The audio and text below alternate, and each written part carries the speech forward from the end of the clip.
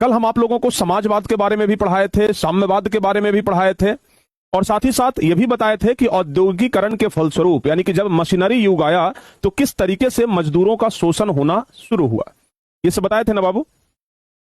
और फिर हम आपको बताए कि समाज दो वर्गों में बंट गया, एक पूंजीपति वर्ग और दूसरा श्रमिक वर्ग, जिसको पूंजीपति वर्ग को शोषक वर्ग कहा गया और श्रमिक वर्ग को शोषित वर्ग कहा गया। फैक्ट्री के मालिकों पर अनेक तरह के अत्याचार हो रहे थे, कम मजदूरी दिया जाता था, समय से ज्यादा काम लिया जाता था, ठीक है ना, तो बहुत तरह का अत्याचार था। तो बहुत सारे ऐसे समाजवादी आए जो मजदूरों के लिए आवाज उठाए, बहुत सारे ऐसे समाजवादी आए जो मजदूरों के हित में बात किए, और वैसे बहुत सारे समाजवादियों के बारे में हम आपको पिछली क्लास में बताए थे। दो तरह के समाजवादी हुए, एक समाजवादी जो कार्ल मार्क्स से पहले आए और दूसरा समाजवादी जो कार्ल मार्क्स के बाद आए। तो कार्ल मार्क्स से पहले जो समाजवाद हुआ उसे हम लोग यूटोपियन समाजवाद या आरंभिक समाजवाद या स्वप्नदर्शी समाजवाद कहते हैं।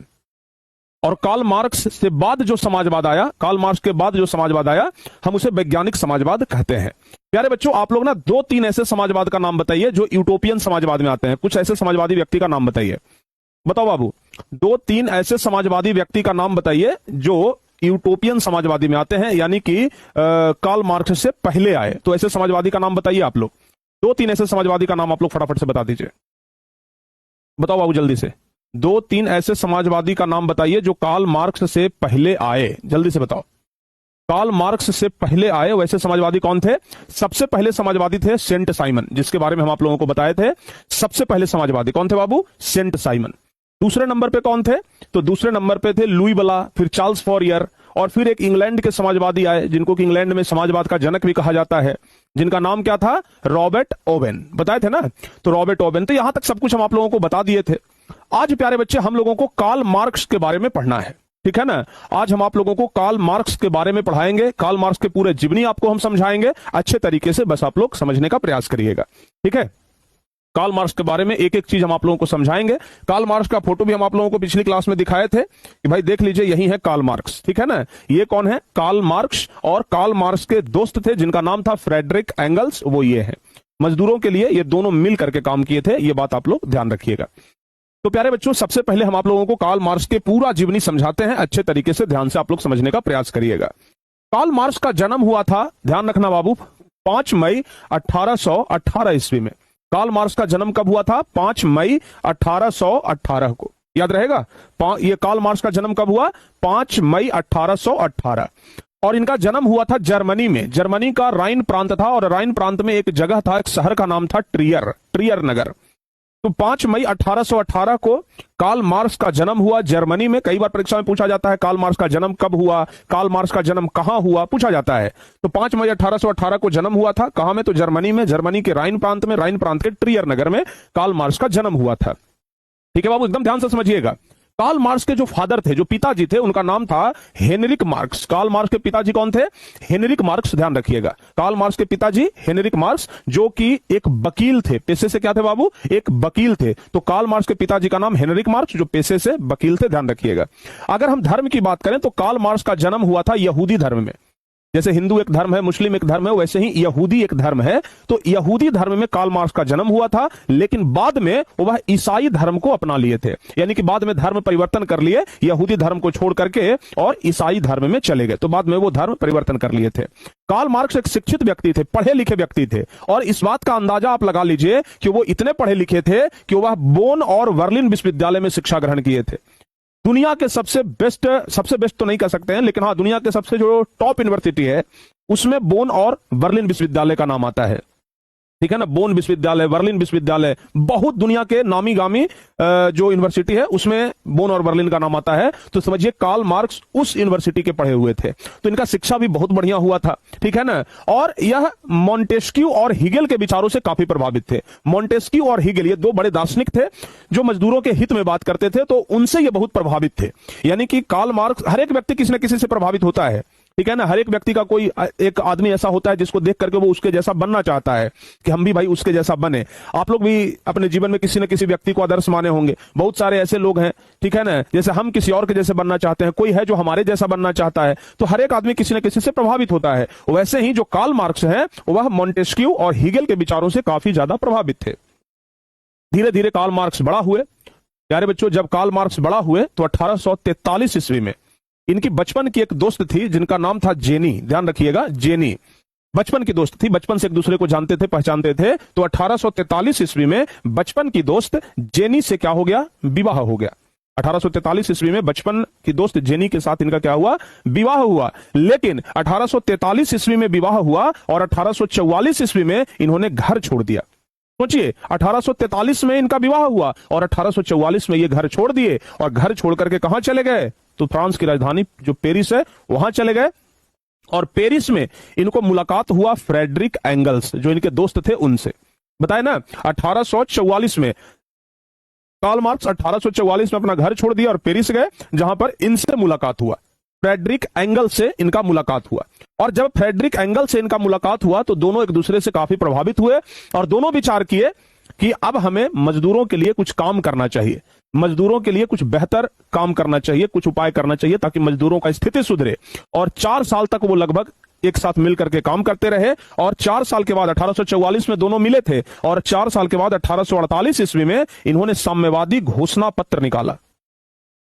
1848 में क्या निकाला? साम्यवादी घोषणा पत्र, यानी साम्यवादी घोषणा पत्र को ही कहते हैं कम्युनिस्ट मैनिफेस्टो। क्या कहते हैं बाबू? Communist manifesto. याद रहेगा, ध्यान रखिएगा। तो 1848 ईस्वी में इन्होंने साम्यवादी घोषणा पत्र यानी कम्युनिस्ट मैनिफेस्टो, यह घोषणा पत्र मजदूरों के लिए था, जिसमें मजदूरों के हित के बारे में लिखा गया था कि भाई कैसे आगे काम करना है, मजदूर लोग कैसे स्वतंत्र हो सकते हैं, यह सब कुछ लिखा हुआ था। कई बार ऑब्जेक्टिव क्वेश्चन में पूछा जाता है साम्यवादी घोषणा पत्र कब प्रकाशित हुआ? तो बताइएगा साम्यवादी घोषणा पत्र 1848 में प्रकाशित हुआ। यह ना पूछ करके आपसे पूछा जाएगा कम्युनिस्ट मैनिफेस्टो कब प्रकाशित हुआ, तो कम्युनिस्ट मैनिफेस्टो 1848 में प्रकाशित हुआ। तो इस तरीके से आप लोग एकदम याद रखिएगा, यह अति महत्वपूर्ण क्वेश्चन है बाबू, बहुत ज्यादा इंपॉर्टेंट ऑब्जेक्टिव क्वेश्चन है कि साम्यवादी घोषणा पत्र कब प्रकाशित हुआ, तो 1848। ध्यान रखिएगा। और मजदूरों के हित में काम किए, इतना मजदूरों के हित में काम किए कि कार्ल मार्क्स को आधुनिक समाजवाद का जनक कहा जाने लगा। कहा जाने लगा कि भाई आधुनिक समाजवाद का जनक कौन है? कार्ल मार्क्स ही हैं। तो कार्ल मार्क्स को आधुनिक समाजवाद का जनक कहा जाने लगा। जब इन्होंने देखा कि भाई साम्यवादी घोषणा पत्र का बहुत बढ़िया प्रभाव मजदूरों पर हुआ है, तो 1867 ईस्वी में इन्होंने एक किताब लिखा। 1867 ईस्वी में इन्होंने एक किताब लिखा और उस किताब का नाम था दास कैपिटल। ध्यान रखिएगा, 1867 में एक किताब लिखे और उस किताब का नाम क्या था? किताब का नाम था दास कैपिटल। ठीक है, ध्यान रखना बाबू, किताब का नाम क्या था बाबू? Das Kapital. और दास कैपिटल को समाजवादियों का बाइबिल कहा जाता है। बाइबिल ईसाइयों का सबसे पवित्र धर्म ग्रंथ है और दास कैपिटल का तुलना बाइबिल से किया गया कि भाई दास कैपिटल नहीं, ये तो बाइबिल है, समाजवादियों का बाइबिल है। ठीक है ना बाबू, ध्यान रखिएगा। सर जेनी का फोटो दिखाइए ना। अरे जेनी का फोटो तुम देख के क्या करोगे भाई? हैं, कार्ल मार्क्स छोड़ दिए तो फोटो देखने का कहां से विचार आ गया? अरे बड़े गड़बड़ आदमी हो भाई, क्या करोगे? कार्ल मार्क्स के बारे में पढ़ना है ना कि जेनी के बारे में पढ़ना है? बड़ा एकदम, तो सर जेनी का फोटो दिखाइए ना। अरे जेनी मर गई होगी भाई, फोटो देख के क्या करिएगा? हैं, वो कार्ल मार्क्स की पत्नी थी, आपको फोटो देखने का क्या इतना जल्दीबाजी है?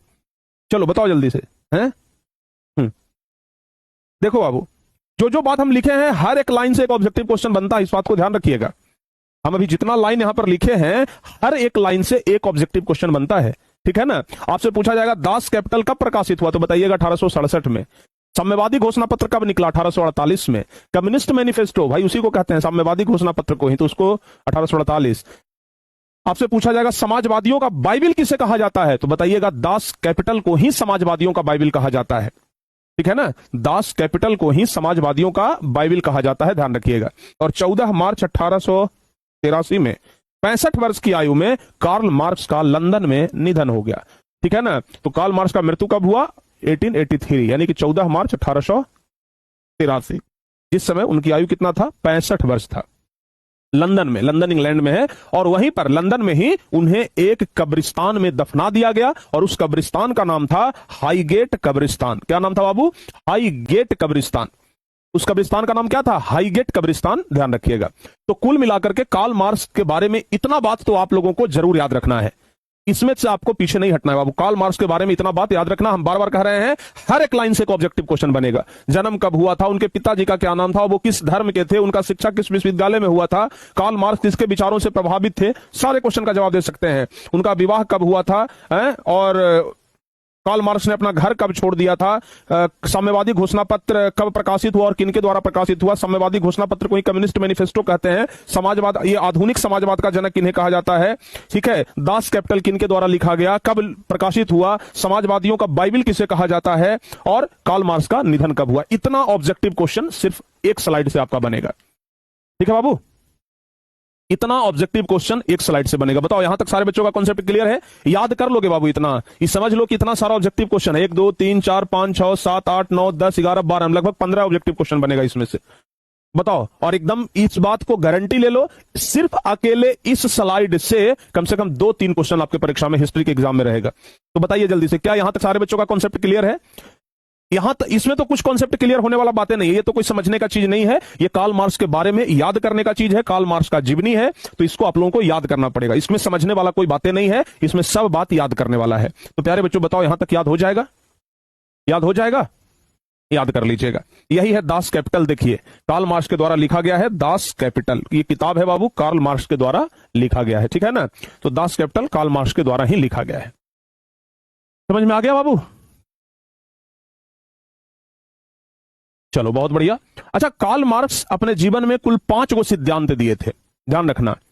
कार्ल मार्क्स अपने जीवन में 5 गो सिद्धांत दिए। आइए वो 5 सिद्धांत अब हम लोग पढ़ते हैं। तो कार्ल मार्क्स का सिद्धांत क्या क्या है, जरा इसी के बारे में हम लोग समझेंगे। हम तो पूरे विस्तार से सिद्धांत लिख दिए हैं, लेकिन आप अगर चाहें तो केवल शॉर्टकट में याद रख सकते हैं। कार्ल मार्क्स का 5 गो सिद्धांत है। द्वंदात्मक भौतिकवाद का सिद्धांत, इतिहास की भौतिकवादी व्याख्या, दूसरा इधर वर्ग संघर्ष का सिद्धांत, चौथा है मूल्य एवं अतिरिक्त मूल्य का सिद्धांत, और राज्यहीन और वर्गहीन समाज की स्थापना। ये 5 गो सिद्धांत है। हम ये 5 सिद्धांतों का विस्तृत जानकारी भी लिख दिए हैं कि भाई ये 5 सिद्धांत क्या कहता है, ये भी लिख दिए हैं। लेकिन ठीक है ना बाबू, आप सिर्फ अगर 5 सिद्धांत का नाम है, कभी भी विस्तार से परीक्षा में नहीं पूछता है। परीक्षा में सिर्फ पूछेगा कार्ल मार्क्स के कितने सिद्धांत हैं, तो बताइएगा कार्ल मार्क्स के 5 गो सिद्धांत है, ठीक है ना। कार्ल मार्क्स के 5 गो सिद्धांत है। 1 हो गया, 2 हो गया, 3 हो गया, 4 हो गया और 5 हो गया। तो कार्ल मार्क्स के कितने सिद्धांत है? 5 गो सिद्धांत है, ध्यान रखिएगा। समझ में आएगा? कार्ल मार्क्स के कितने सिद्धांत हैं? 5 गो सिद्धांत है, ध्यान रखिएगा, ठीक है ना बाबू। द्वंदात्मक भौतिकवाद का सिद्धांत, ये द्वंदात्मक भौतिकवाद का सिद्धांत क्या कहता है? ये कहता है कि जब 2 अलग अलग विचार आपस में टकराते हैं तो उनसे एक नया और बेहतर विचार पैदा होता है, इसी प्रक्रिया से समाज आगे बढ़ता है। कार्ल मार्क्स का कहना था कि अकेले कोई फैसला मत करिए, कम से कम 2 लोगों का विचार जरूर सुनिए, क्योंकि जब 2 लोगों का विचार आप सुनते हैं तो एक बेहतर विचार पैदा होता है। आप देखते होंगे कोई काम हम अपने डिसीजन से कर लिए, और कोई काम 2-4 लोगों का विचार सुन करके, उनसे राय मशवरा लेकर के हम कोई काम करते हैं तो वो ज्यादा बढ़िया होता है। तो कार्ल मार्क्स का यही कहना था कि भाई कम से कम विचार आपस में व्यक्त करिए, क्योंकि जब 2 विचार आपस में टकराता है तो नया विचार पैदा होता है और उसी नए विचार से समाज आगे बढ़ता है। कार्ल मार्क्स का पहला सिद्धांत यही था। दूसरा सिद्धांत था वर्ग संघर्ष का सिद्धांत। वर्ग संघर्ष, कार्ल मार्क्स का कहना था कि अमीर और गरीब जैसे वर्ग के बीच होने वाले संघर्ष से ही बदलाव और विकास होता है। कार्ल मार्क्स का कहना था कि आज समाज में अमीर और गरीब के बीच में जो भेदभाव है, ठीक है ना, उसके वजह से समाज पीछे जा रहा है।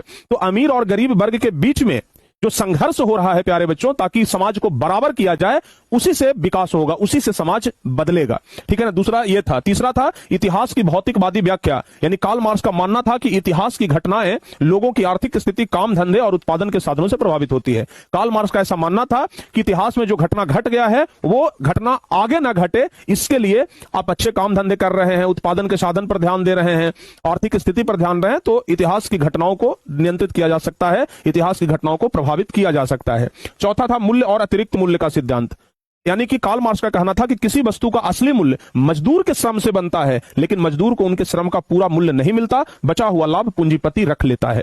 कार्ल मार्क्स का कहना था मूल्य और अतिरिक्त मूल्य का सिद्धांत, यानी कि कार्ल मार्क्स का यह कहना था कि बाजार में कोई भी सामान बिकता है, उसको बनाता कौन है? मजदूर बनाता है। बताओ बाबू, कौन बनाता है? मजदूर बनाता है। लेकिन फायदा किसको होता है? कंपनी को फायदा होता है। अब आप सोचिए, खेत में अनाज उपजता है, खेत आपका, अनाज आप उपजाते हैं, लेकिन आप तो अनाज को सस्ता बेच देते हैं, लेकिन उसी अनाज को जो खरीद करके बढ़िया से पॉलिश करके जो पैकेट में बंद करके कंपनी बेच रहा है, उस कंपनी को बड़ा मुनाफा हो रहा है। यानी कि काम तो मजदूर करता है, मेहनत मजदूरी सब बेचारा मजदूर करता है, लेकिन फायदा पूंजीपतियों को होता है। ठीक है ना। और प्यारे बच्चों, ये राष्ट्र में था राज्यहीन और वर्गहीन समाज की स्थापना। यानी कार्ल मार्क्स कहते थे कि भाई यहां पर अमीर गरीब का भेदभाव खत्म करना होगा। राज्य में जो जब तक वर्गहीन समाज नहीं आएगा, वर्गहीन कहने का मतलब जहां अमीर वर्ग और गरीब वर्ग के बीच में कोई भेदभाव ना हो, तो यानी कि हमारा जो समाज है वो समान वर्ग का होना चाहिए। तो इस तरीके से कार्ल मार्क्स 5 गो सिद्धांत दिए थे प्यारे बच्चों, ध्यान रखना। हम तो ये विस्तार से बता दिया, लेकिन बार बार कह रहे हैं इतना विस्तार से आपको पढ़ने का जरूरत है नहीं, हम आपको समझाने के लिए बता दिए हैं। आप सिर्फ ये 5 को याद रखिएगा कि कार्ल मार्क्स के 5 को सिद्धांत हैं। द्वंद्वात्मक भौतिकवाद का सिद्धांत, वर्ग संघर्ष का सिद्धांत, इतिहास की भौतिकवादी व्याख्या, मूल्य और अतिरिक्त मूल्य का सिद्धांत और राज्यहीन और वर्गहीन समाज की स्थापना। ये 5 गो सिद्धांत है, इससे याद करना है बाबू। बताओ, जो चीज समझने वाला होगा हम सब बोलेंगे कि इसको समझ लो, जो चीज याद करने वाला होगा हम बोलेंगे याद कर लो। जैसे इसके पहले भी जो चीज हम आपको बताए यहां पर, ठीक है ना, यहां पर जो हम बताए आप लोगों को, ये भी प्यारे बच्चों याद करने वाला चीज था, पूरा कार्ल मार्क्स के बारे में याद करने वाला चीज था। और यहां पर भी प्यारे बच्चों ये कार्ल मार्क्स का सिद्धांत है जिसको कि याद ही करना है, ठीक है ना। याद कर लोगे बाबू? हाँ, इसको आप लोग अच्छे तरीके से याद कर लीजिएगा, ठीक है ना।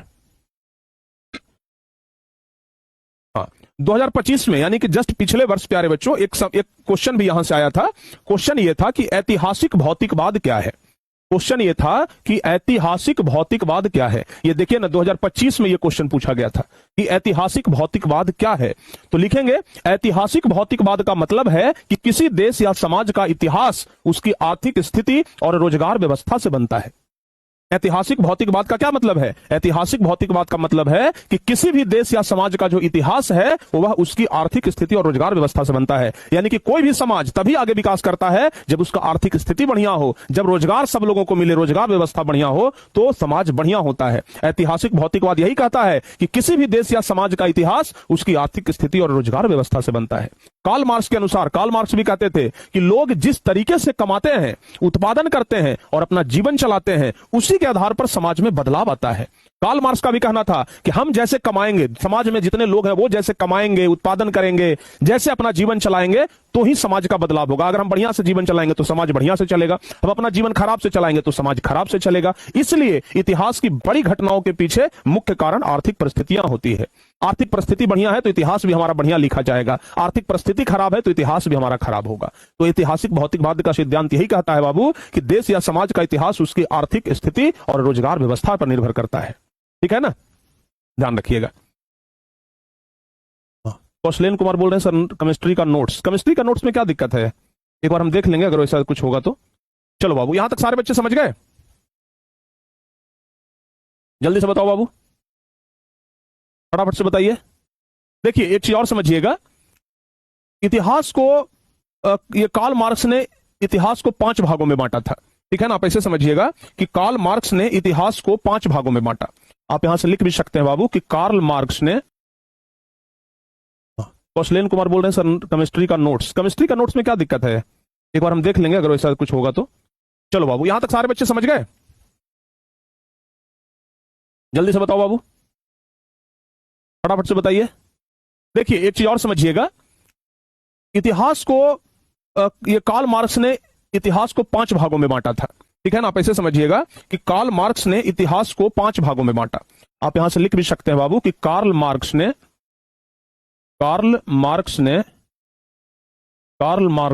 इतिहास को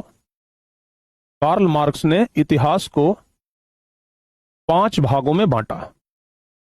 5 भागों में बांटा। कार्ल मार्क्स ने इतिहास को कितने भागों में बांटा? 5 भागों में बांटा, ठीक है। कार्ल मार्क्स ने इतिहास को कितने भागों में बांटा? तो कार्ल मार्क्स ने इतिहास को 5 भागों में बांटा, जिसमें सबसे पहला था प्यारे बच्चों साम्यवादी युग, आदिम साम्यवादी युग, ठीक है ना। सबसे पहला क्या था? आदिम साम्यवादी युग। सबसे पहला था आदिम साम्यवादी युग। यानी कि कार्ल मार्क्स कहते थे कि देखिए सबसे पहले साम्यवादी युग आया, जिसमें कि मजदूरों का बहुत ज्यादा शोषण हो रहा था, मजदूरों को शोषित किया गया। हालांकि मजदूरों का शोषण तो कम था, लेकिन दूसरा युग आया दास्ता युग। दूसरा युग क्या आया बाबू? दूसरा युग आया दास्ता युग। दास्ता युग में क्या हुआ कि मजदूरों को गुलाम बना लिया जाता था।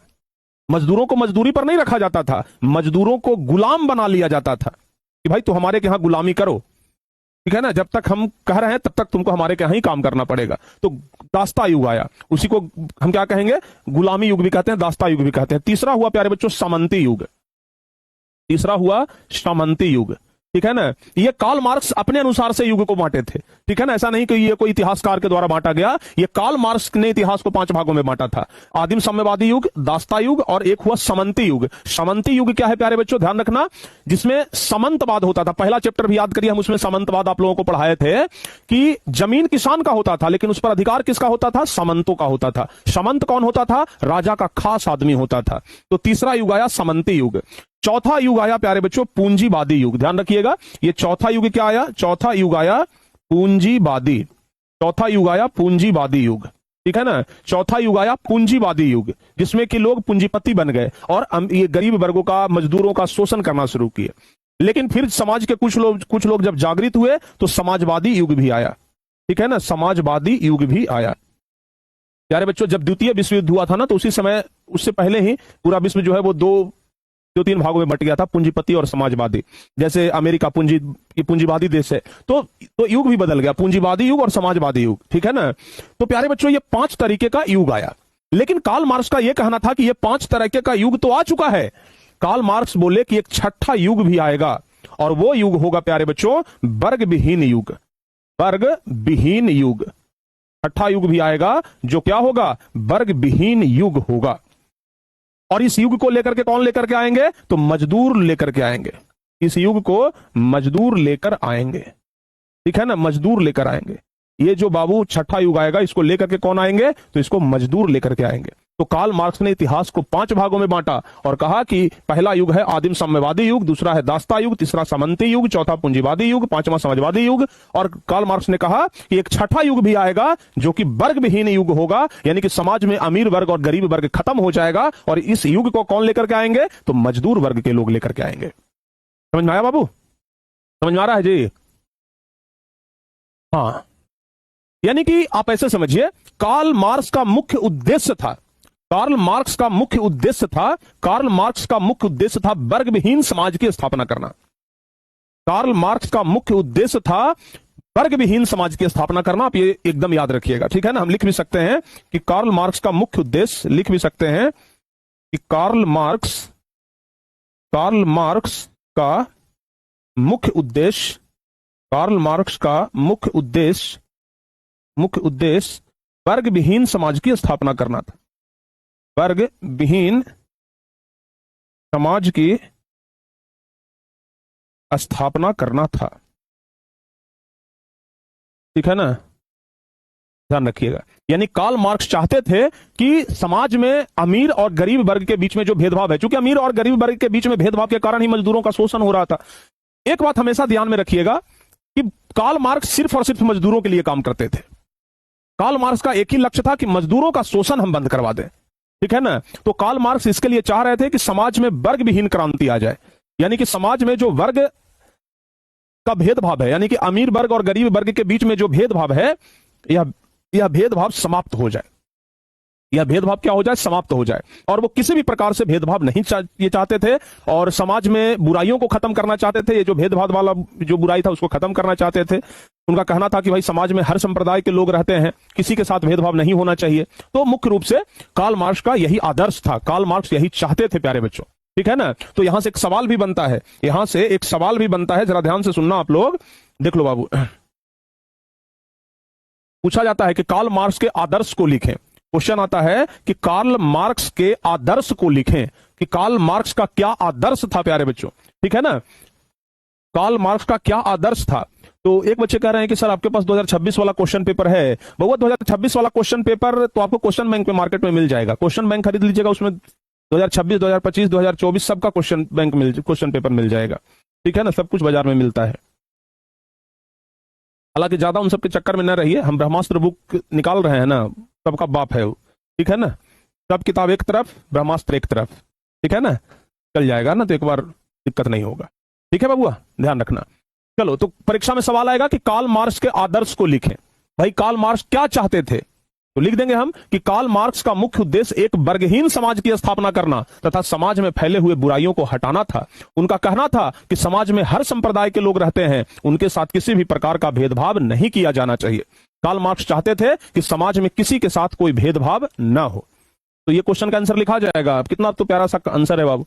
बस कार्ल मार्क्स के बारे में याद रखिएगा कि कार्ल मार्क्स चाहते थे कि समाज में भेदभाव ना हो, वो वर्गहीन समाज की स्थापना करना चाहते थे। उसके बाद ये वाला एक दीर्घ उत्तरीय का बड़ा महत्वपूर्ण क्वेश्चन है कि कार्ल मार्क्स के जीवनी को लिखें। तो कार्ल मार्क्स के जीवनी के बारे में तो हम आपको पूरा पढ़ाइए दिए, तो कार्ल मार्क्स का जीवनी आपको नहीं लिखा जाएगा। कार्ल मार्क्स का पूरा जीवनी हम आप लोगों को यहां पर पढ़ाए ना बाबू। ये देखिए पूरा जीवनी हम आपको पढ़ा दिया कार्ल मार्क्स का, बस इसी को अच्छे तरीके से लिख देना है।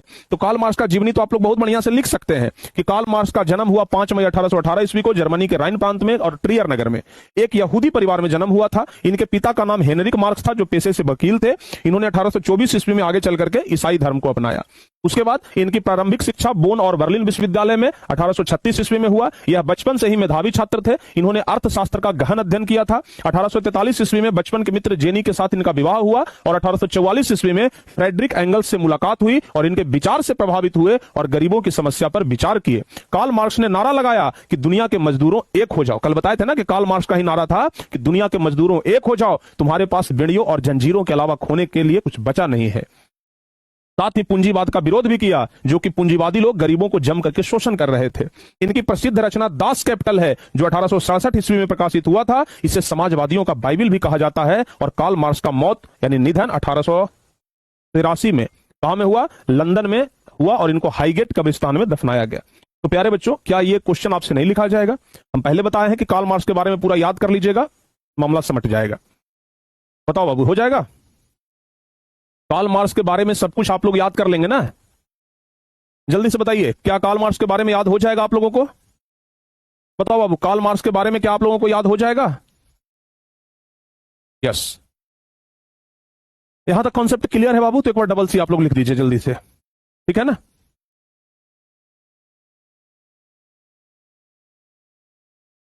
जल्दी से बताओ बाबू, कार्ल मार्क्स के बारे में अगर समझ गए हो तो एक बार जल्दी से बताइए कि हाँ सर समझ गए। ठीक है, चलिए कुछ कुछ क्वेश्चन और हम बता देते हैं। जैसे अभी हम बोले थे पूंजीवाद, अभी यहां पर हम एक शब्द लाए थे पूंजीवाद। जरा देखिए, हम यहां पर एक शब्द लाए थे पूंजीवाद। तो अब परीक्षा में कभी कभी यह भी क्वेश्चन आ जाता है कि पूंजीवाद क्या है, ठीक है ना? कभी कभी क्वेश्चन आ जाता है कि आखिर पूंजीवाद क्या है। तो प्यारे बच्चों, पूंजीवाद से संबंधित एक क्वेश्चन जो कि 2019 में पूछा भी गया है बोर्ड एग्जाम में, तो याद रखना पूंजीवाद क्या है। पूंजीवाद इकोनॉमिक्स में भी आप लोग पढ़े होंगे या फिर आगे पढ़ेंगे। पूंजीवाद एक ऐसी व्यवस्था है जिसमें कोई भी फैक्ट्री हो, कारखाना हो, चाहे कोई भी कंपनी हो, इस पर सरकार का अधिकार नहीं होता है, बल्कि निजी व्यक्ति का अधिकार होता है। जैसे आप समझो ऐसी चीज कि एक सरकारी स्कूल जिस पर कि पूरा अधिकार सरकार का होता है, तो वो समाजवादी व्यवस्था में आता है। और एक जो प्राइवेट स्कूल होता है उसको सरकार से कोई लेना देना। हमारा टारगेट बोर्ड है, तो टारगेट बोर्ड को सरकार से क्या लेना देना है? सरकारी थोड़े ना है target board. Target board private है। तो जो चीज प्राइवेट होता है, जिस पर निजी व्यक्ति का अधिकार होता है, जैसे टारगेट बोर्ड पर हमारा अधिकार है, यानी कि निजी व्यक्ति का, सरकार का तो अधिकार नहीं है, तो उसे ही हम पूंजीवादी व्यवस्था कहते हैं। ठीक है ना बाबू? अच्छा, देखिए सरकार जो होती है, सरकार का काम क्या होता है कि भाई समाज के सब लोगों को लाभ पहुंचे। ठीक है ना? समाज इस सरकार का काम होता है कि समाज के हर लोगों को क्या होना चाहिए? लाभ होना चाहिए। जैसे आप ऐसे समझिए, सरकारी स्कूल में तो आप पैसा नहीं जमा करते हैं, लेकिन फिर भी वहां पढ़ाई होता है, खिचड़ी खिलाया जाता है, ड्रेस के पैसा मिलता है, साइकिल के पैसा मिलता है ना बाबू? तो सरकारी स्कूल में सरकार सब कुछ देता है, लेकिन यहां प्राइवेट स्कूल में आप यहां पर फी दे करके पढ़ते हैं। जो प्राइवेट स्कूल होता है या कोचिंग होता है, वहां पर आप पैसा देते हैं, उसके बाद पढ़ते हैं। यही अंतर है। सरकारी स्कूल में सरकारें पैसा दे रही है और प्राइवेट स्कूल में आप पैसा देकर के पढ़ते हैं। तो पूंजीवादी और समाजवादी में यही अंतर होता है। ठीक है ना? इस बात को आप लोग ध्यान से समझने का प्रयास करिएगा। जो प्राइवेट स्कूल है, वहां पर लाभ कमाने के लिए काम हो रहा है कि भाई चलो बच्चों को पढ़ा दिया भी जाए और साइड से कुछ लाभ भी हो जाए। ठीक है ना? लेकिन सरकारी व्यवस्था में लाभ नहीं कमाया जाता है, समाज की सेवा के लिए ध्यान दिया जाता है। इसको आप लोग ध्यान रखिएगा। ठीक है ना? तो ध्यान रखना, पूंजीवाद एक ऐसी आर्थिक व्यवस्था है जिसमें कारखाना, कंपनी, व्यापार आदि पर सरकार का नहीं बल्कि निजी व्यक्तियों या निजी संस्थाओं का अधिकार होता है। पूंजीवादी में सरकार का अधिकार नहीं होता है, निजी व्यक्ति या निजी संस्था का अधिकार होता है। इस व्यवस्था में लोग अपने लाभ के लिए व्यापार करते हैं। इस व्यवस्था में लोग लाभ कमाने के लिए व्यापार करते हैं। जितना अधिक लाभ होगा उतना ही अच्छा माना जाएगा। ठीक है ना? तो यह पूंजीवादी व्यवस्था होता है, जिसको कि आप लोग ध्यान रखिएगा। समझ में आया बाबू? हाँ। अच्छा, कुछ कुछ और क्वेश्चन जैसे उपनिवेशवाद, ये सब तो आप लोग जानबे करते हैं। उपनिवेशवाद जैसे हम पहली क्लास में आपको पढ़ाए थे, एक शक्तिशाली देश अगर किसी दूसरे देश को गुलाम बना लेता है तो उसी को हम गुलाम देश या उपनिवेशवाद कहते हैं, ठीक है ना। सर्वहारा वर्ग किसे कहते हैं आपको बतेबे किए थे। ये सब तो हम आपको ऑलरेडी बता चुके हैं बाबू, पहले ही क्लास में, पहले ही चैप्टर में। यानी समाज सर्वहारा वर्ग क्या होता है, सर्वहारा वर्ग क्या होता है, समाज का ऐसा वर्ग जिसमें किसान, मजदूर, मध्यम वर्गीय परिवार, गरीब लोग इसमें आते हैं, उसको सर्वहारा वर्ग कहते हैं, ठीक है ना। तो ये सब छोटे छोटे क्वेश्चन जो आते हैं ना, उसको भी आप लोग साथ ही साथ याद करते चलिए। हम लोग टॉपिक तो पढ़ेंगे ही, क्वेश्चंस भी याद करते चलेंगे, ठीक है बाबू, इसको आप लोग ध्यान रखिएगा। हाँ ठीक है। तो ये सब कुछ कुछ क्वेश्चन है जो कि हम आपको दिखा देते हैं और बता भी चुके हैं, हम पहले भी आप लोगों को बता चुके हैं। जैसे देखो बाबू, उपनिवेशवाद हम आपको क्या बताए थे, जैसे भारत को इंग्लैंड वाला गुलाम बनाया, इंग्लैंड भारत को गुलाम बनाया, यानी कि भारत एक उपनिवेश था, किसका, इंग्लैंड का। समझ में आया, अंग्रेज लोग भारत को गुलाम बनाए ना, तो भारत एक उपनिवेश था, किसका, इंग्लैंड का, अंग्रेजों का उपनिवेश था, ठीक है। तो ऐसे ही आप लोग ध्यान रखिएगा। तो उपनिवेशवाद किसे कहते हैं कि जब कोई शक्तिशाली और उन्नत देश किसी कमजोर देश के ऊपर अपना शासन और नियंत्रण स्थापित कर लेता है तो उसे ही उपनिवेशवाद कहा जाता है, ठीक है ना। उपनिवेश मतलब हम अगर शक्तिशाली देश हैं तो हम दूसरे देश पर कब्जा कर लिए, ठीक है ना, दूसरे देश को गुलाम बना लिए, इसी को उपनिवेशवाद कहते हैं, ठीक है ना बाबू, ध्यान रखिएगा। इसी को क्या कहते हैं, उपनिवेश कहते हैं, और उपनिवेश स्थापित करने की प्रक्रिया को उपनिवेशवाद कहा जाता है। और इस व्यवस्था में अधिक से अधिक लाभ कमाया जाता है। इंग्लैंड जो अंग्रेज लोग भारत को गुलाम क्यों बनाया था, भारत से लाभ कमाने के लिए, भारत से ज्यादा लाभ कमाए इसलिए तो गुलाम बनाया था ना, ध्यान रखिएगा। अच्छा, सर्वहारा वर्ग किसे कहते हैं, ये क्वेश्चन हम पहले चैप्टर में पढ़ा चुके थे, यहां भी एक बार रिपीट करवा देते हैं क्योंकि कई बार पूछ देता है। जैसे 2012-2018 में पूछा है कि सर्वहारा वर्ग से आप क्या समझते हैं, तो सर्वहारा वर्ग समाज का ऐसा वर्ग है जिसमें किसान, मजदूर और आम गरीब लोग शामिल होते हैं। सर्वहारा वर्ग में कौन कौन आते हैं बाबू, सर्वहारा बताए थे ना कि जो सब जगह से हारा हुआ है, तो सब जगह से हारा हुआ कौन रहता है, बेचारा किसान लोग, सब जगह से हारा हुआ, मजदूर लोग, गरीब लोग। तो सर्वहारा वर्ग समाज का ऐसा वर्ग है जिसमें किसान, मजदूर और आम गरीब लोग शामिल होते हैं। कार्ल मार्क्स के अनुसार इस वर्ग में ज्यादातर लोग मजदूर और किसान थे जो सुविधा विहीन और अधिकार विहीन थे, यानी कि किसान, मजदूर और गरीब लोगों को कोई सुविधा नहीं दिया जाता था, कोई अधिकार नहीं दिया जाता था। तो सर्वहारा वर्ग उन्हीं को कहते हैं जिन्हें समाज में कोई अधिकार नहीं मिला, कोई सुविधा नहीं मिला। किसान लोग, मजदूर लोग, आम गरीब लोग, ये सभी सर्वहारा वर्ग में आते हैं। समझ में आ गया बाबू, बताओ जल्दी से।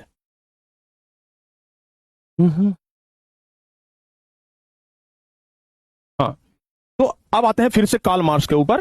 कार्ल मार्क्स जब आए तो प्यारे बच्चों समाजवाद का एक नया स्वरूप लेकर के आए जिसको साम्यवाद कहा गया।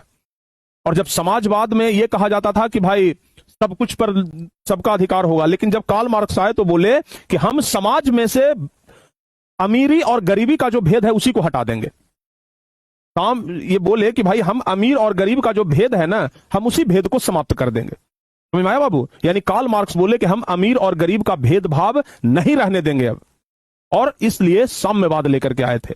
तो साम्यवाद एक नई व्यवस्था थी प्यारे बच्चों, जिसको कौन लेकर के आए, कार्ल मार्क्स। परीक्षा में ऑब्जेक्टिव में भी पूछा जाता है कि साम्यवाद के जनक कौन है, तो बताइएगा साम्यवाद के जनक कौन है, तो कार्ल मार्क्स है। समझ में आया, इसको आप लोग ध्यान रखिएगा,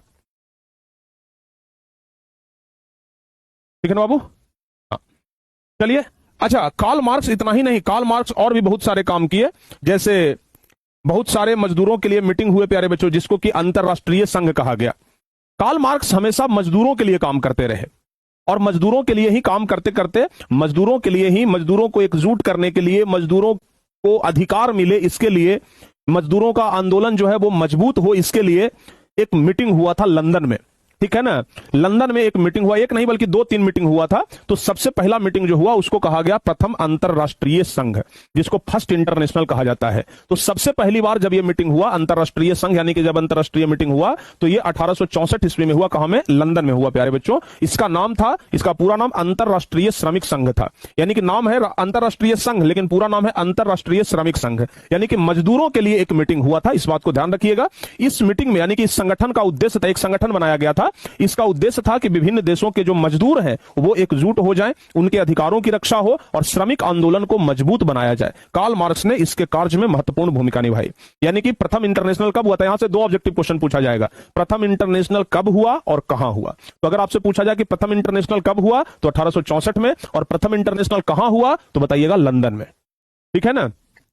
आपसे पूछा जाएगा कि प्रथम इंटरनेशनल का मुख्य उद्देश्य क्या था, तो प्रथम इंटरनेशनल का मुख्य उद्देश्य था मजदूरों को एकजुट करना, उनके अधिकारों की रक्षा करना और श्रमिक आंदोलन को मजबूत करना।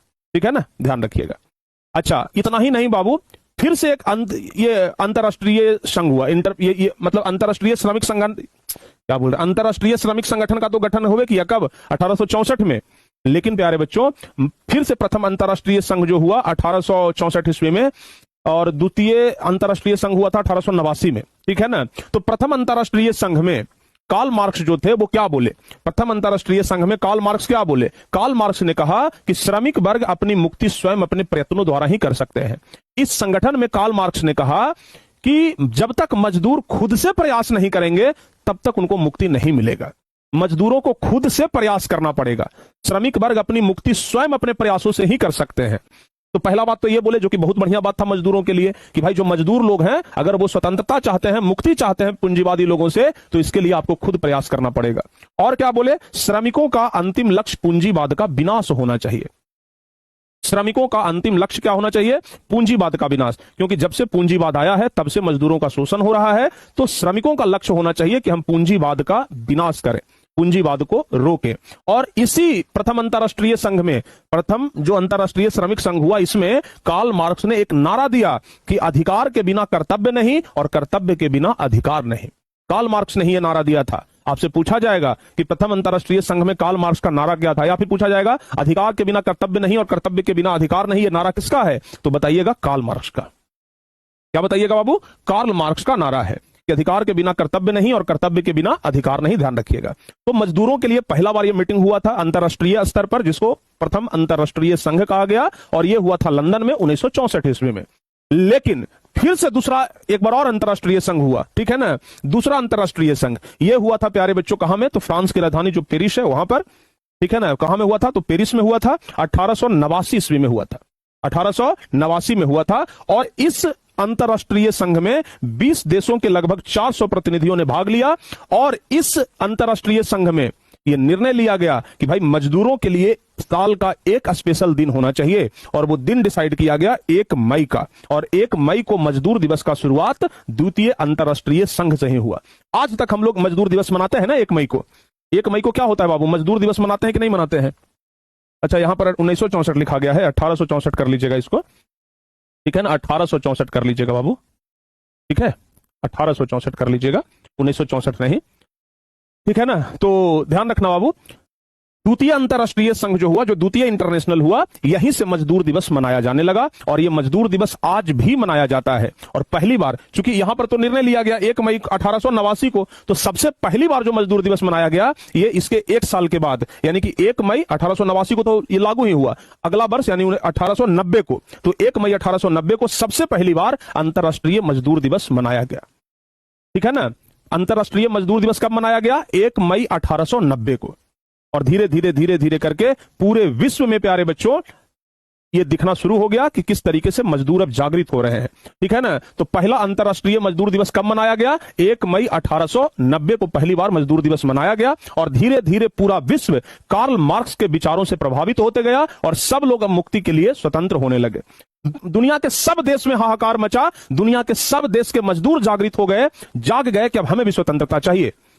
ठीक है ना, दुनिया के हर एक देश में मजदूर लोग अपनी लड़ाई लड़ने लगे, लेकिन सबसे ज्यादा ये लड़ाई सामने निकल करके आया रूस में। रूस में प्यारे बच्चों रोमनोव वंश का शासन था, और रूस में मजदूरों के ऊपर बड़ा अत्याचार हो रहा था।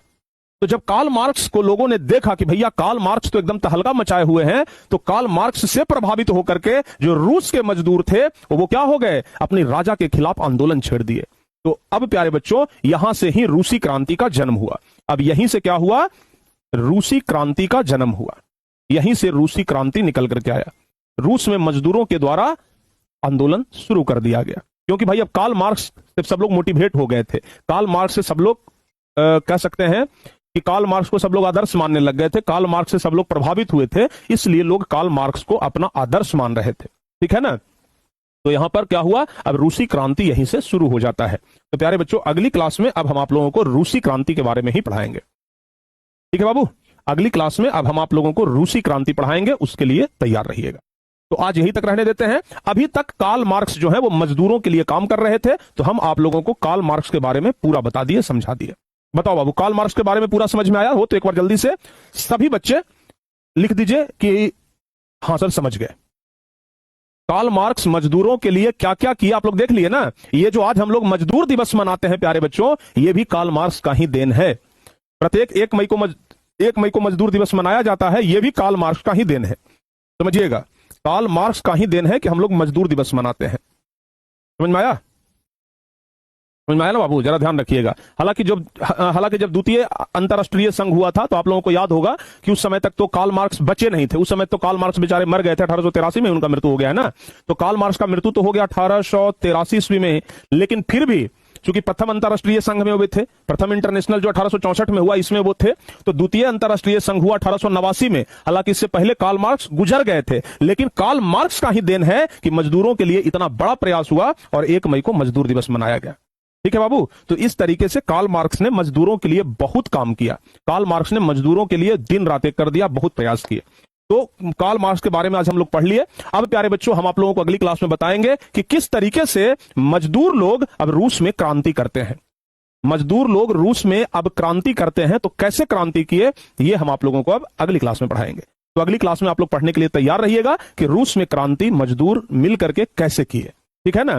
तो मिलते हैं प्यारे बच्चों आप लोगों से नेक्स्ट क्लास में। अगली क्लास के लिए आप लोग तैयार रहिएगा। तब तक के लिए जय हिंद, धन्यवाद।